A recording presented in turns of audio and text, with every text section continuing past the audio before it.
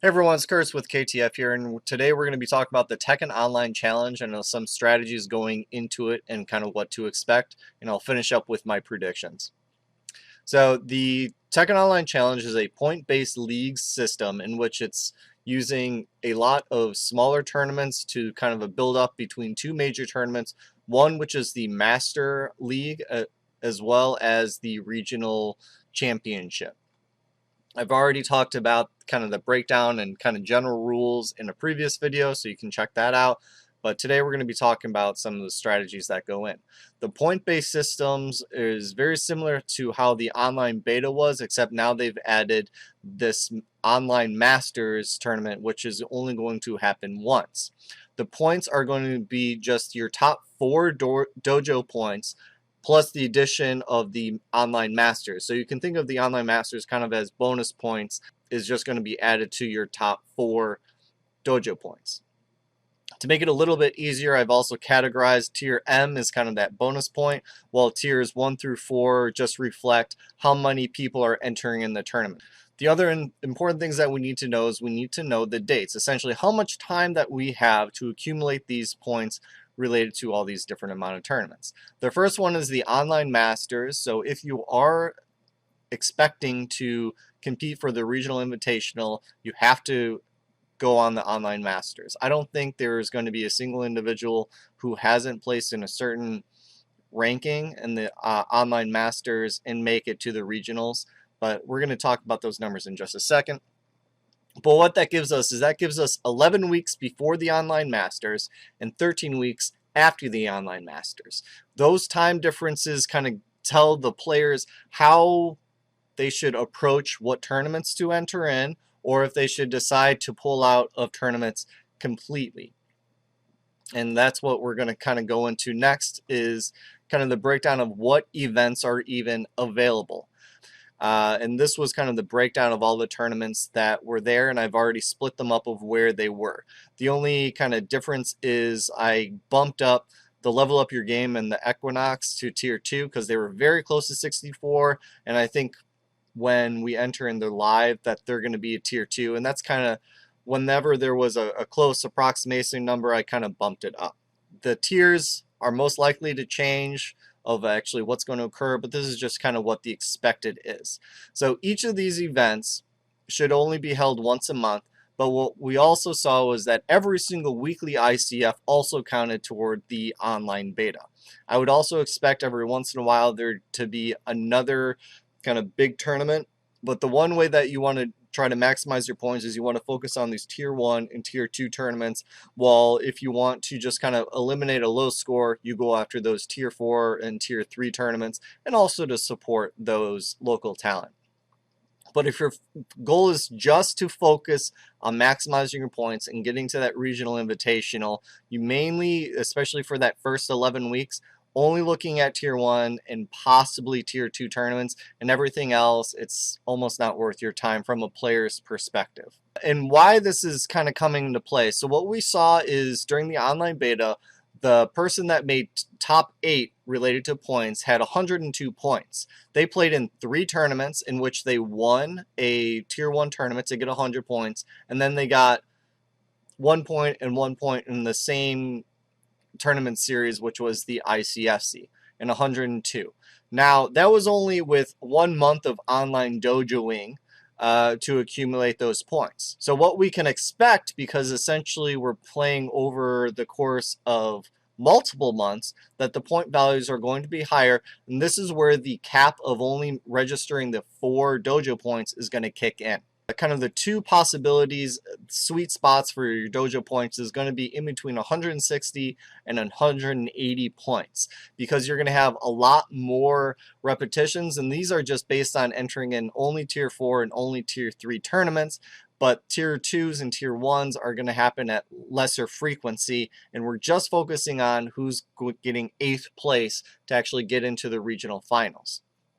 So if you are looking at plotting out how many points you should have to see what tournaments to enter and how to increase your chances of entering in, The target goal number that you should be shooting for is 160 and 180. At the very start, where only a few people have less than 100 points, it's hard to kind of conceptualize of how much I should do. This is essentially your target goal. You either need to win 4 tournaments at Tier 4, and more ideally, you need to win 3 to 4 tournaments at Tier 3 to stand a chance. And that's mainly just because the Tier 1 and Tier 2 winners, they're already going to be in slots 1, 2, 3, 4. We're just trying to get into the top 8 to get into that regionals.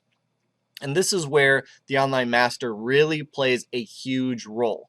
The amount of points that are going to be kind of given away, especially to the top 5, is just astronomical. And these are bonus points. So it is my kind of expectation and predictions that anybody that makes top 5 in Masters are almost a shoo-in to get into the regional tournament. So for the remaining 13 weeks in between the Masters Online event versus the regional event, there's almost no incentive for that player to ever play again, because if they're just trying to get into the regional, they've already made it.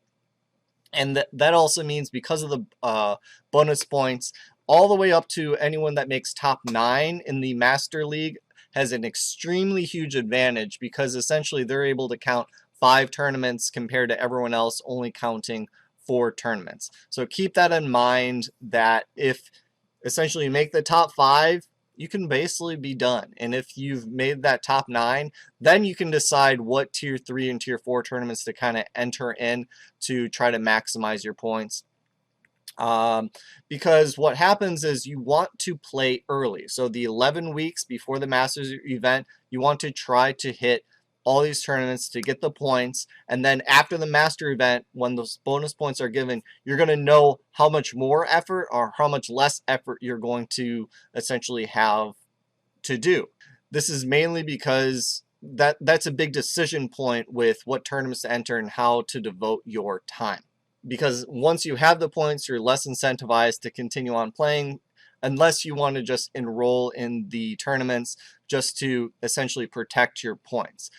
And what this is going to happen is we're going to have a huge influx of volume of players playing in tournament, but after the Master event, we're going to essentially have a dip of players, because a lot of people are already entered, or they've already shown that there's no way I'm going to make it. And because there's a lower volume, they're actually not as much competing for Tier 1 and Tier 2 tournaments, so the maximum points that a lot of players playing within that 13-week time frame is dramatically reduced. So the other kind of strategies that you can employ is you can enter every single tournament just to protect your points. You're also going to have essentially some protection, because there's already certain players out there that are planning on doing that. But if your point value is already higher than those players doing the work, then of course you don't want to enter in that tournament, because your points are already being protected by these players, and most likely they're going to be lower points than you. That's just how the point total is going to happen, which again reduces the total volume that are entering in these Tier 4 and Tier 3 and possibly even Tier 2 tournaments to lower the point values. You can only focus on Tier 1 dojos, which at this time is ICFC, and you have to go into the Masters event. That's essentially what I feel a lot of the players that are actually going to make it into the regionals, that's what they're going to do, because essentially if they already know their players' skill and their abilities are way above all others, unless they really want to compete in local tournaments and promote those, which I highly encourage, there's not a lot of incentive for this specific kind of league-based tournament to do that. And another thing that a lot of people are considering doing, and we already pointed out 160, 180, you basically play until you get to that mid-hundreds, and then you wait for that Master event to see if you bump up or down. And that's, again, if the hundreds are even in the 120, and then you wait for the Masters event, the volume of players is also probably going to drop. This is just my predictions, but there's less incentive to continue on playing if you've already made it into the tournament. So just take that as a grain of salt. Of the point-based system isn't the greatest thing ever.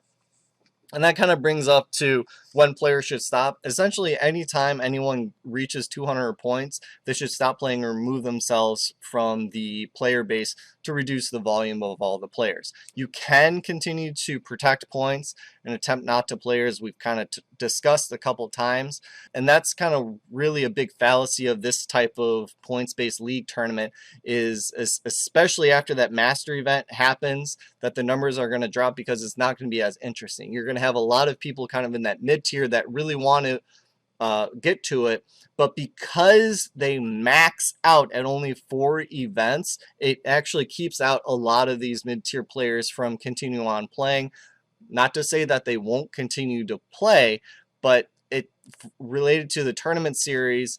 The tournament series promotes one player playing a maximum of 5 games compared to others that are going to be playing in 20 tournaments, probably even more than 20 tournaments. So the consistency in which they keep playing and putting in time and effort is not being rewarded at all, in which they already essentially know who's going to make it in.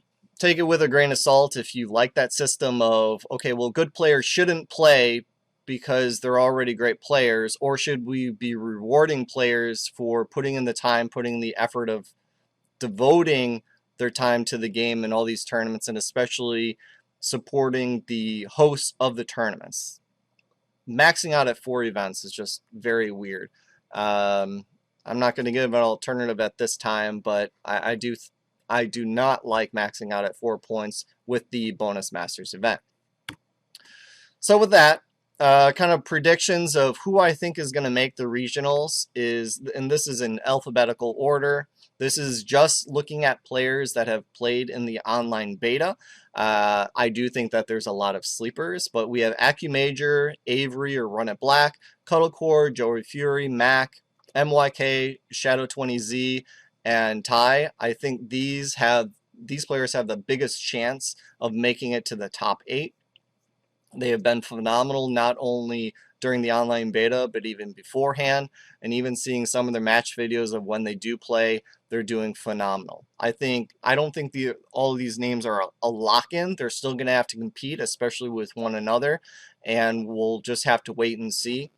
Other than the top 8, who I think these are going to be the regional champions, I do think that we have a lot of sleepers that you still need to watch, as if depending on how they're feeling of how much tournaments they want to try to enter and push with the different strategies of entering in tier 1s and how they actually do with the Masters event. I think these kind of the top 16, so we have Bing Chang, Conflict 220, Emily, Joe Crush, NG Obscure, FDX, Pit Viper, and Toxic Toro. I think all these players could just be kind of a surprise jump. Now, again, I know there's a lot more phenomenal players, but I haven't seen them being online. They're still kind of offline and devoted to offline, and I totally respect that. But these are the top 16 players that I would look at to making that regional championship, as well as compete extremely well in the online Masters event. So kind of as a big conclusion to what we discuss is the top players are going to be focusing on those tier 1s and the online Masters event. They're most likely going to eat up the top 5 spots after the master event, and so that only leaves 3 events that you're able to essentially devote your time to maximize your points. What most likely is going to happen is after the master event, the total volume of players is going to decrease, which is potentially is going to decrease the total tiers that are to be played. That's why you have to capitalize on the high volume, especially in the beginning 11 weeks compared to the later 13 weeks.